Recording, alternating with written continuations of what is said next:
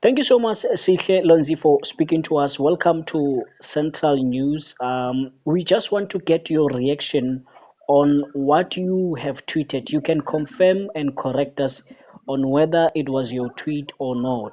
You have reacted to what the newly elected ANC Youth League President Collen Malatji has said about your president Julius Malema, who's the former president of the Youth League of ANC. Your reaction to that?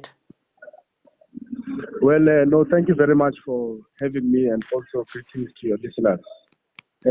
Our view is that the ANC Youth League is never going to get itself out of the leadership crisis and structural decay that it is currently involved in, because instead of speaking about what it wishes to do for the youth of South Africa, instead of speaking about what it will do differently to build its structure to become a vanguard of young people, it is preoccupied with the commander-in-chief of the EFF, who was the last ANC Youth League president who ever had a decisive program of action which dealt directly with the problems of young people in South Africa.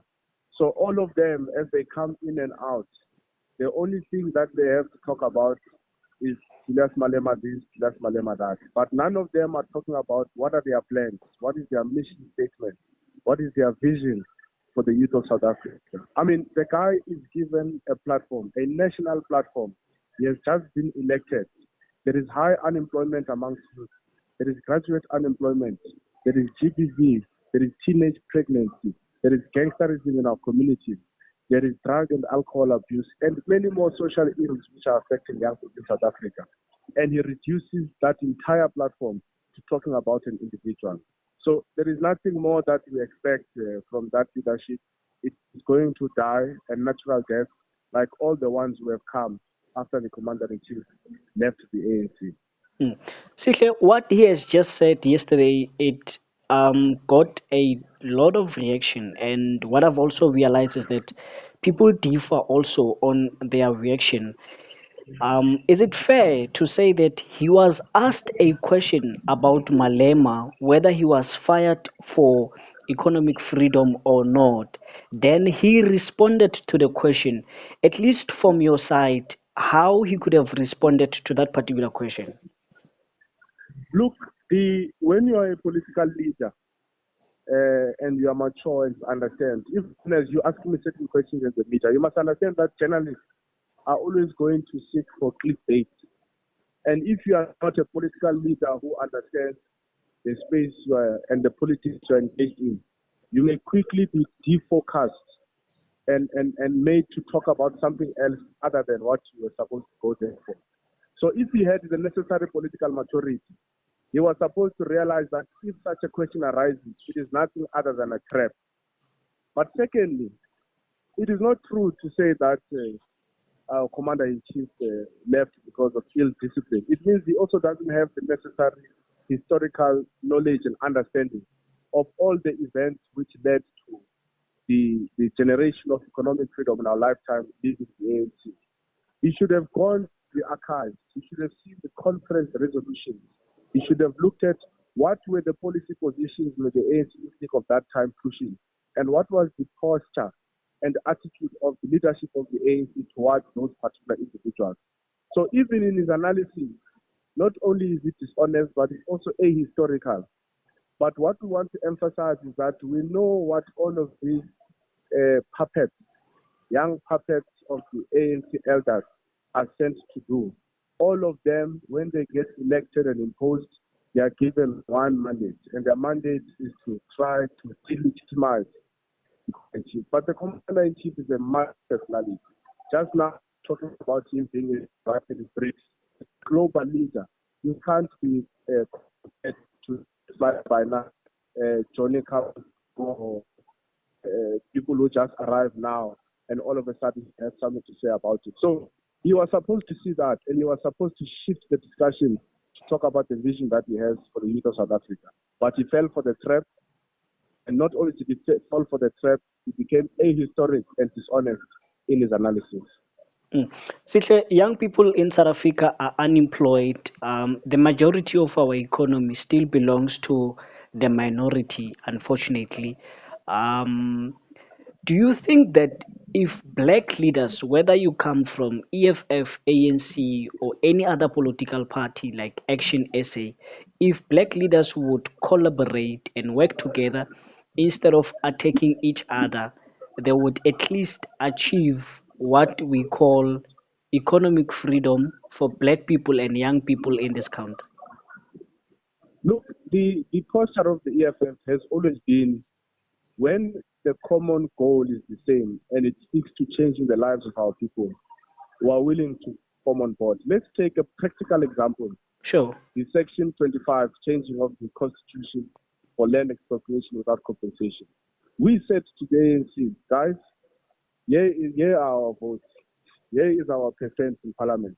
Let us change the Constitution so that we can have land to be redistributed and destroy inequality in South Africa. We're willing to work with them. Where we differ and will always fight is because these other political parties, when you look at their coalition discussions, they are not interested in the policy direction of the country. They are not interested in service delivery. They are not interested in what can be done to change the lives of our people. What they want to talk about is who is going to be MMC, who is going to get this position, who is going to be deployed to form part of this board, who is going to become the mayor. And that's where we fight them. And we're going to continue to fight with them. Because when you talk to us, the first discussion we must have, even before positions and distribution of positions, is what is a common goal, what is a program of action that will change the lives of our people. So that has always been the approach of the EFF, and we will never succumb to an uncontrollable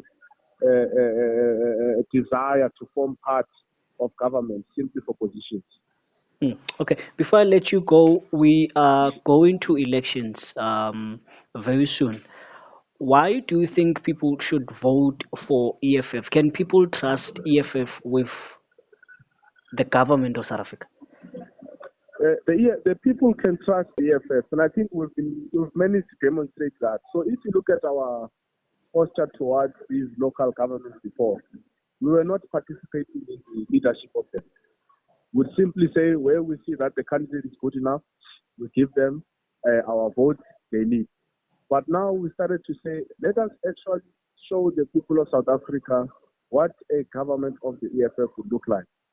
You look at our participation in the Kurland, even before we could do anything else, the first thing we're able to identify is that there are tipper trucks that are supposed to be cleaning our community, particularly the townships, which are very dirty, with health hazardous dumping sites. The tipper trucks are not only not being used, but secondly, majority of them are not accounted for. They've been stolen. We don't know where they are. So slowly but surely, we're starting to show the people what a government of the EFF would look like. You look at our involvement in the insourcing of workers in Johannesburg. You look at our participation in other municipalities such as Sobota in the Northwest. So we're beginning to show the people to say, we are no longer going to take a bystander approach when it comes to government. But where the opportunity presents itself, we're going to enter. And one thing the people of South Africa must know is that the EFF is a decisive organization. It's not an organization that is scared of taking political decisions that are going to change the lives of our people. One of the biggest problems of the ANC is that we are being led by an indecisive president. He can't take decisions on anything. He is permanently shocked. He is permanently surprised. He doesn't know what is happening in South Africa. But once you have the commander-in-chief, once you have the EFF in government, the people can rest assured that decisive decisions are going to be taken to change their lives, whether those decisions are popular or unpopular. All right. Sihle Lonzi, the president of the EFF Student Command, he believes that Collen Malatji was trapped in terms of that question that was posed by the journalist on Julius Malema. He could have answered it differently. Sihle, thank you so much for your time and thank you so much for sharing your views with us here on Central News. All right. No, thank you very much, sir.